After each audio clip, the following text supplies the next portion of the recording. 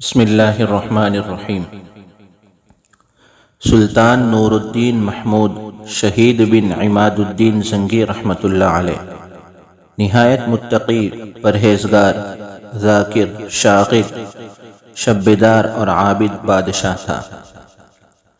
سن 557 ہجری کو ایک رات نماز تہجد سے فارغ ہو کر سو گیا۔ خواب میں آقائے دو جہاں صلی اللہ علیہ وسلم کی زیارت باسعادت سے مشرف ہوا۔ حضور اقدس صلی اللہ علیہ وسلم نے نیلگوں آنکھوں والے دو آدمیوں کی طرف اشارہ کرتے ہوئے فرمایا، ان دونوں سے میری حفاظت کرو۔ سلطان کی گھبراہٹ سے آنکھ کھلی، فوراً اٹھ کر وضو کیا اور نوافل میں مشغول ہو گیا۔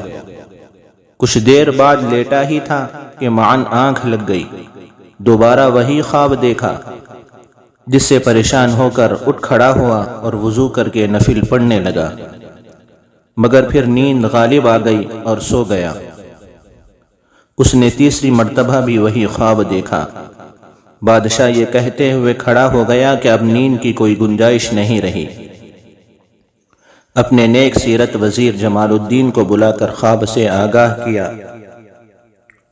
وزیر باتدبیر نے مشورہ دیا کہ بلا تاخیر مدینہ منورہ روانہ ہو جانا چاہیے اور اس خواب کا تذکرہ کسی سے نہ کیجیے۔ بادشاہ فی الفور تیار ہو گیا۔ وزیر موصوف اور 20 خاص خدام کو ساتھ لیا۔ تیز ترین اونٹوں پر بہت سا سامان اور مال و متاع لاد کر اسی رات مدینہ منورہ کے لیے روانہ ہو گیا۔ شب و روز سفر کرنے کے بعد 16ویں دن شام کے وقت مصر سے مدینہ طیبہ پہنچا۔ بادشاہ موصوف مدینہ باسکینہ میں داخل ہونے کے بعد نہایت عجز و نیاز اور ادب و احترام کے ساتھ مسجد نبوی شریف میں داخل ہوا اور ریاض الجنہ میں تحیت المسجد کے نفل ادا کیے۔ پھر متفکر و متردد ہو کر سوچنے لگا کہ کیا تدبیر اختیار کی جائے۔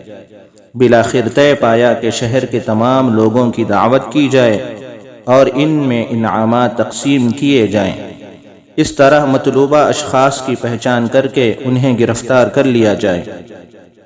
چنانچہ وزیر موصوف نے اعلان کرایا کہ بادشاہ سلامت تشریف لائے ہیں، وہ اہل مدینہ کو انعامات و اکرامات سے نوازیں گے، لہذا ہر آدمی آئے اور سلطان کی سخاوت سے لطف اندوز ہو۔ لوگوں نے آنا شروع کیا اور شاہی تحائف سے بہرہ ہونے لگے۔ بادشاہ عطا کے وقت گہری نگاہ سے ہر آدمی کو دیکھتا اور خواب میں دیکھی ہوئی شکلوں کو تلاش کرتا۔ شہر کے ہر چھوٹے بڑے، امیر اور فقیر نے شاہی تحائف حاصل کیے، مگر جن کی جستجو تھی وہ شکلیں نظر نہ آئیں۔ بادشاہ نے پھر اعلان کرایا کہ کوئی اور آدمی رہ گیا ہو تو اسے بھی بلایا جائے۔ سب لوگوں نے کہا سب آدمی آ چکے ہیں، کوئی باقی نہیں رہا۔ بہت زیادہ غور و خوض اور سوچ بچار کے بعد معلوم ہوا کہ دو مغربی آدمی جو بڑے متقی، پرہیزگار، تارک الدنیا اور گوشہ نشیں ہیں، وہ نہیں آئے۔ بادشاہ نے حکم دیا کہ انہیں بھی بلایا جائے۔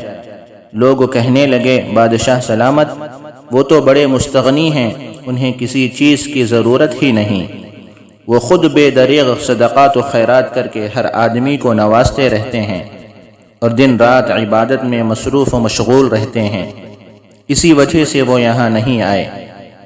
لیکن شاہی فرمان کے باعث انہیں بادشاہ کے روبرو پیش ہونا ہی پڑا۔ بادشاہ نے انہیں ایک نظر دیکھتے ہی پہچان لیا کہ یہی دو آدمی خواب میں دکھائے گئے تھے۔ بادشاہ نے ان سے دریافت کیا، تم کون ہو اور کہاں کے رہنے والے ہو؟ انہوں نے بتایا، ہم مغربی لوگ ہیں، حج کو آئے تھے، حج سے فراغت کے بعد مدینہ طیبہ زیارت نبوی کو حاضر ہوئے اور حضور اقدس صلی اللہ علیہ وسلم کے پڑوس میں رہنے کی تمنا اور شوق نے یہیں کا کر دیا۔ بادشاہ نے ان کی قیام گاہ دریافت کی۔ بتایا گیا کہ وہ روضہ انور کے قریب ہی ایک رباط میں مقیم ہیں۔ انہیں وہیں ٹھہرنے کا حکم دے کر بادشاہ ان کی قیام گاہ پر گیا۔ تلاش بسیار اور تجسس کے باوجود مال و متاع اور چند کتابوں کے سوا کوئی مشتبہ چیز نظر نہ آئی جس سے خواب کی تعبیر پائے تکمیل کو پہنچتی۔ بادشاہ کی پریشانی اور فکر ہر گھڑی بڑھتی جا رہی تھی، اور ادھر اہالیان مدینہ ان مشتبہ افراد کی سفارش کے لیے جمع ہو رہے تھے کہ یہ بے گناہ ہیں، انہیں عبادت و ریاضت سے فرصت کہاں، دن بھر روزہ رکھنا، ہر نماز ریاض الجنہ میں ادا کرنا، روزانہ جنت البقیع کی زیارت اور ہر شنبے کو مسجد قباء پابندی سے جانا ان کے معمولات میں شامل ہے۔ ان کی فیاضی کی کوئی انتہا نہیں۔ سال رواں قحط کے باعث اہل مدینہ کے ساتھ بے حد ہمدردی اور غمگساری کا برتاؤ کیا، بڑی فراخ دلی سے روپیہ پیسہ خیرات کیا۔ ایسی باتوں نے بادشاہ کے تفکرات میں اور بھی ہیجان پیدا کر دیا۔ بادشاہ پریشانی کے عالم میں کہتا ہے، بار خدایا سمجھ نہیں آ رہا کیا معاملہ ہے۔ دفعتاً بادشاہ کو خیال آیا کہ ان کے مصلے والی جگہ دیکھی جائے۔ ایک بوریے پر بچھا ہوا مصلا الٹا تو ایک پتھر نظر آیا۔ جب پتھر ہٹایا گیا تو سرنگ نمودار ہوئی جو بہت گہری اور بہت دور قبر اطہر تک پہنچی ہوئی تھی۔ سمجھے تھے جسے رہبر وہی رہزن نکلا۔ بادشاہ نے انہیں ڈرا دھمکا کر اس مذموم حرکت کا سبب دریافت کیا۔ چار و ناچار انہیں حقیقت کا انکشاف کرنا ہی پڑا اور اس راز کو بھی افشا کرنا پڑا جس کے پس پردہ عیسائیت ایک منحوس خواب دیکھ رہی تھی۔